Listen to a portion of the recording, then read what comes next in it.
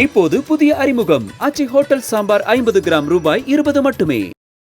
டெல்லி சட்டப்பேரவை தேர்தலில் தொடர்ந்து 3வது முறையாக ஒரு இடங்களில் கூட காங்கிரஸ் கட்சி வெற்றி பெறவில்லை.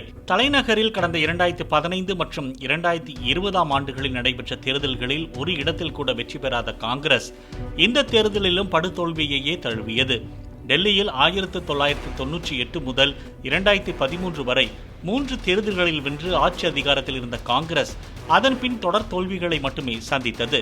இந்தியா கூட்டணியில் உள்ள காங்கிரசும் ஆம் ஆத்மியும் டெல்லி தேர்தலில் தனித்தனியே போட்டியிட்டது குறிப்பிடத்தக்கது.